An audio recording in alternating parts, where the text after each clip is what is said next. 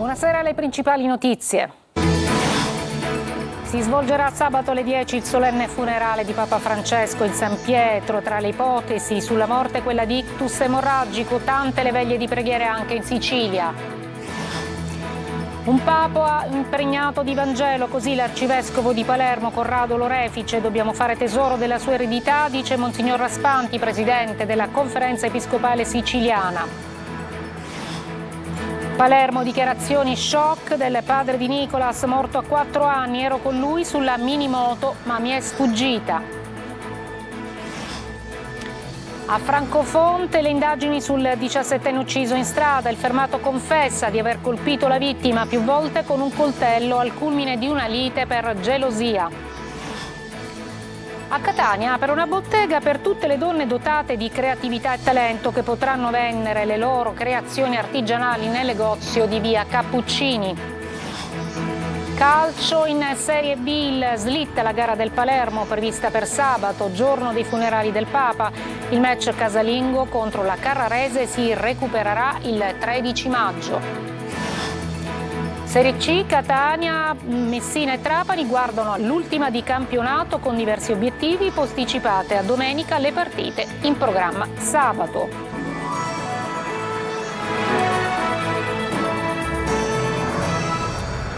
Eccoci, buonasera. Si svolgerà sabato il solenne funerale di Papa Francesco. La cerimonia è prevista per le 10 in San Pietro, annunciata la presenza di tanti capi di Stato.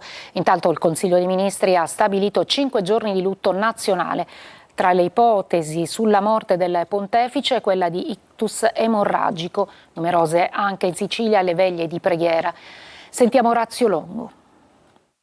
L'Italia si ferma, il mondo piange. La morte di Papa Francesco squarcia le anime dei fedeli che in queste ore stanno arrivando a Roma da ogni angolo del globo per dare l'ultimo saluto al pontefice che se n'è andato ieri alle 7:35 del mattino a 88 anni. Sabato alle 10 il funerale in piazza San Pietro con la partecipazione dei capi di Stato. La cerimonia sarà presieduta dal decano del collegio cardinalizio. Domani il feretro sarà portato nella basilica di San Pietro. Il corpo sarà esposto in una bara di legno rivestita di zinco ma senza catafalco né uso del bastone pastorale come da volontà papale. La stessa volontà che, dopo la messa, vuole la traslazione a Santa Maria Maggiore dove avverrà la tumulazione in una tomba semplice. Il Consiglio dei Ministri ha stabilito da oggi 5 giorni di lutto nazionale. Un caso unico, erano stati 3 per Giovanni Paolo II e 1 per Paolo VI e Papa Luciani. Bandiere a mezz'asta sugli edifici pubblici, 1 minuto di silenzio nelle scuole e c'è già chi lo vorrebbe santo subito. L'inizio del conclave per l'elezione del nuovo pontefice potrebbe essere tra il 5 e il 10 maggio e intanto emergono alcuni dettagli in più sulle ultime ore di Papa Bergoglio. Sembrerebbe che a causarne la morte sia stato un ictus emorragico non strettamente legato alla polmonite che lo aveva portato al ricovero al Gemelli. Papa Francesco ieri mattina si sarebbe svegliato alle 6, poi alle 7 il malessere che avrebbe fatto subito pensare a un ictus cerebrale. Tra le ultime cose che avrebbe detto durante la giornata di Pasqua in piazza San Pietro, il ringraziamento al suo infermiere che gli aveva permesso il giro in papamobile tra i fedeli. In Sicilia proseguono le iniziative di preghiera. Domani messa a suffragio in cattedrale a Catania, mentre nella chiesa del Gesù a Palermo si ritroveranno le comunità dei gesuiti a cordoglio di un papa che è stato il primo pontefice appartenente alla Compagnia di Gesù. L'arcivescovo Lorefice ha convocato i fedeli per giovedì alle 18:30 in cattedrale.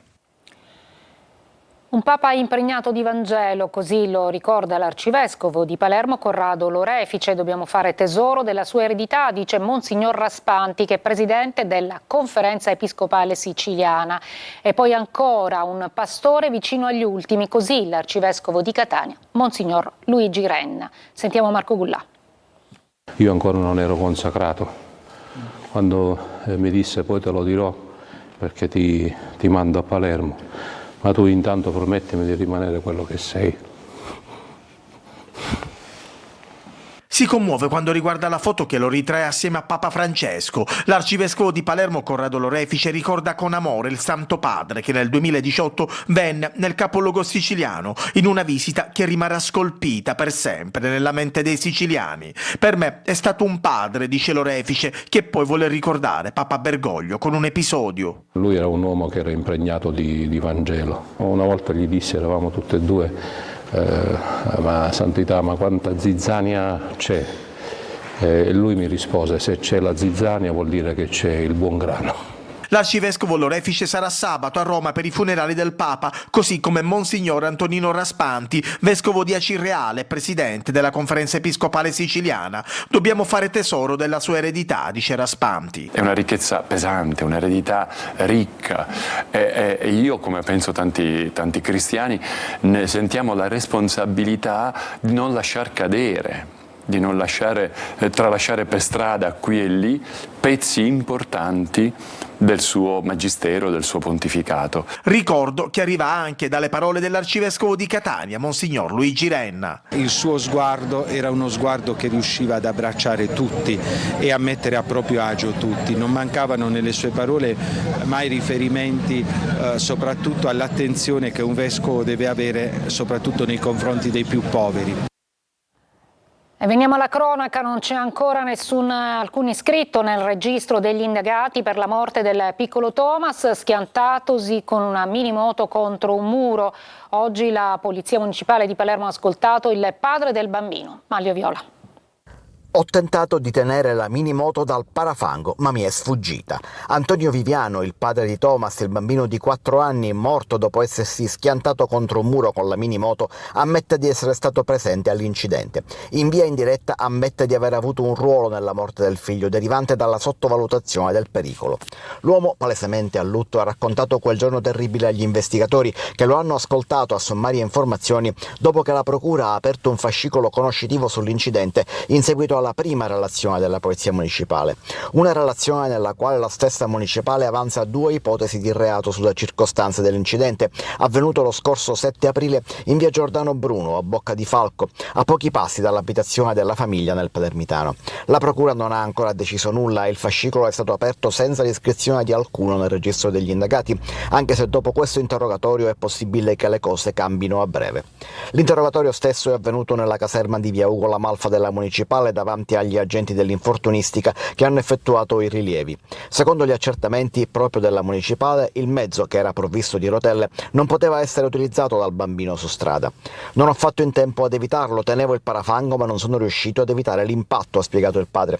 Il verbale anche di questo interrogatorio è stato spedito in procura. Adesso si attende la decisione del PM.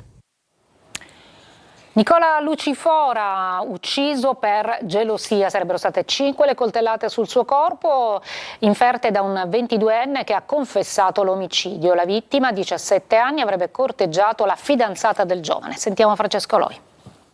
Ci sarebbe la gelosia dietro all'omicidio di Nicola Lucifora a Francofonte, nel Siracusano. Il 17enne sarebbe stato ucciso perché corteggiava la fidanzata del 22enne, che conosceva dai tempi dell'infanzia. Un atteggiamento che il ragazzo, qualche anno più grande di lui, non ha accettato. Così, nella notte di Pasqua è scoppiata la rissa con il ferimento mortale. Il giovane reo confesso, in stato di fermo, sarebbe crollato durante l'interrogatorio raccontando tutto. Da una prima ispezione cadaverica sarebbero 5 le coltellate inflitte sul corpo di Nicola, prima alla schiena, poi al torace, l'ultima alla gamba. Tutto davanti a decine e decine di testimoni, tra la movida del sabato sera. Per i funerali servirà ancora qualche giorno. Prima dovrà essere eseguita l'autopsia. Intanto tutta Francofonte è ancora sotto shock per una violenza tra giovani che sembra essere sempre più diffusa. E un infermiere del pronto soccorso dell'ospedale Garibaldi Centro di Catania è stato colpito al volto con una bottiglia d'acqua da una 45enne, riportando un ematoma allo zigomo sinistro.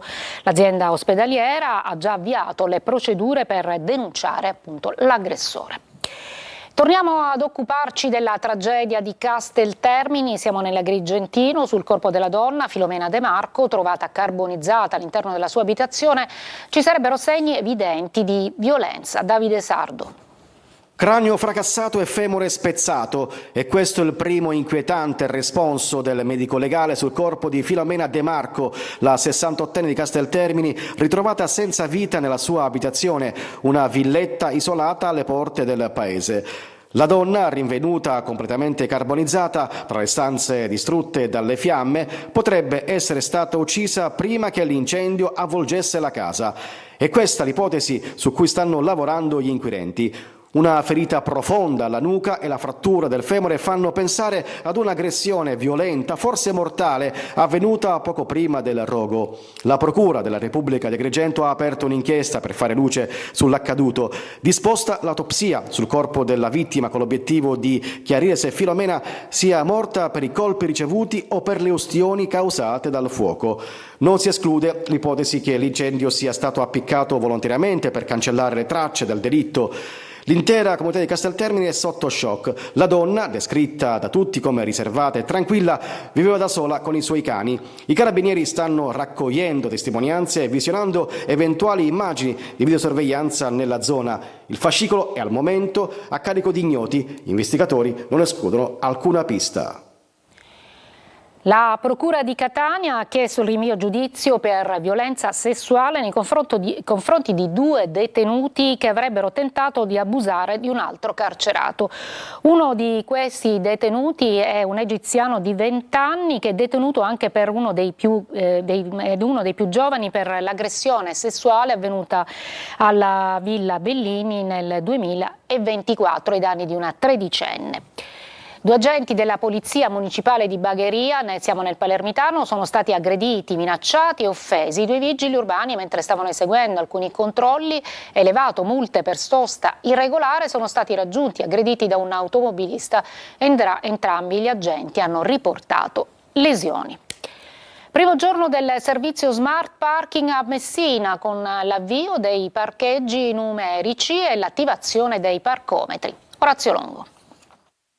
A Messina il parcheggio diventa smart e oggi il primo giorno del nuovo sistema con l'attivazione dei parcometri, una novità grazie a oltre 5.000 sensori installati nei mesi scorsi in città e oltre 45 parcometri che consentiranno di pagare il parcheggio in alternativa alle classiche applicazioni sugli smartphone oppure l'acquisto dei ticket dal tabaccaio. Sarà possibile quindi tramite i display informativi che sono collocati all'inizio di ogni via e sono 50 dislocati in tutta la città, capire quanti parcheggi liberi vi sono. È chiaro che il sistema di smart parking funziona quando il cittadino lo utilizza a regola d'arte. Il sistema è piuttosto intuitivo, si dovrà selezionare il tipo di parcheggio tra ordinario, ibrido, pass elettrico e ZTL e se nelle applicazioni di parking il numero c'è già, bisogna inserire solo quello dello stallo. Nei parcometri invece occorrerà inserire anche la targa, dati entrambi necessari in caso di acquisto del biglietto dal tabaccaio.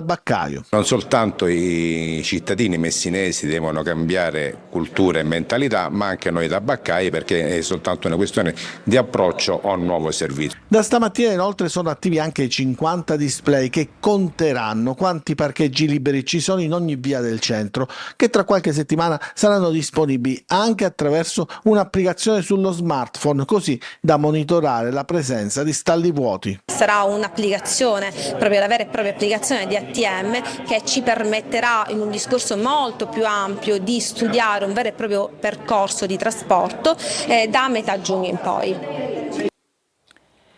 Breve pausa e poi a Catania apre una bottega che premia la creatività di molte donne.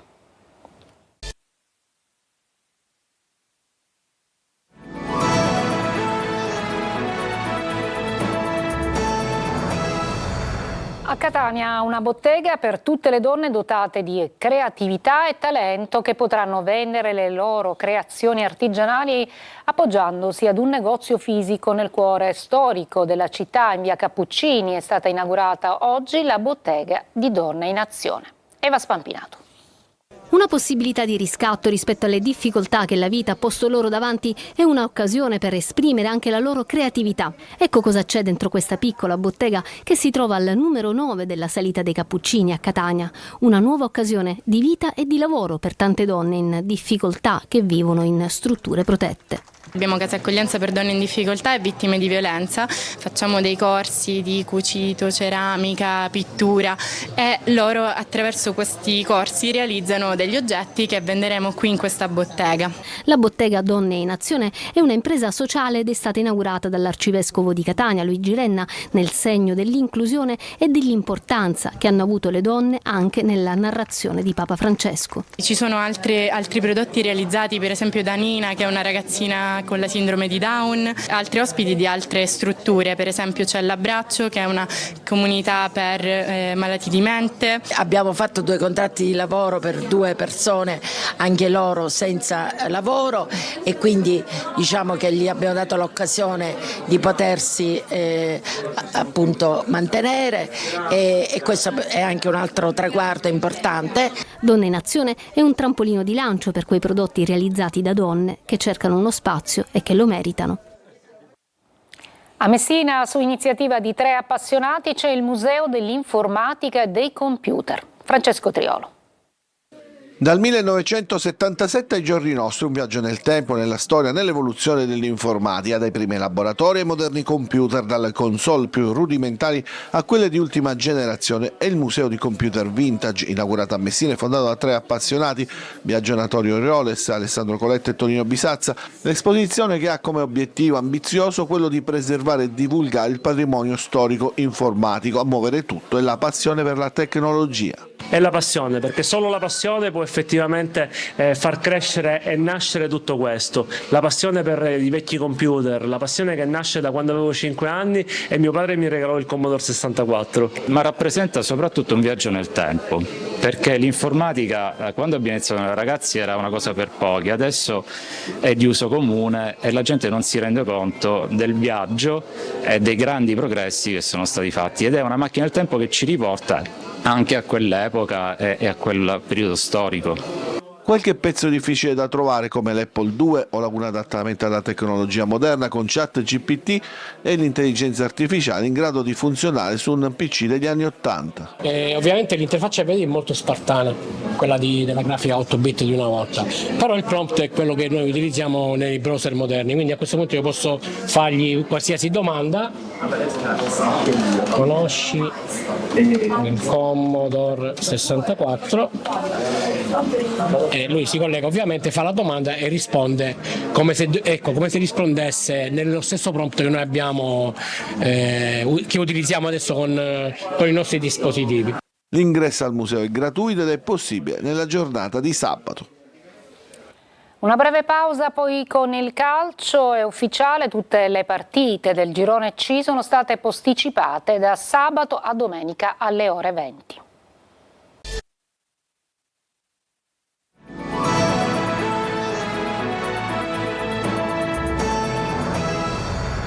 Eccoci al calcio in Serie B dopo il match di ieri rinviato al 13 maggio, anche il prossimo incontro del Palermo a Catanzaro in programma sabato è stato rinviato, lo ha deciso la Lega per il lutto nei giorni dei funerali di Papa Francesco. Marco Gullà.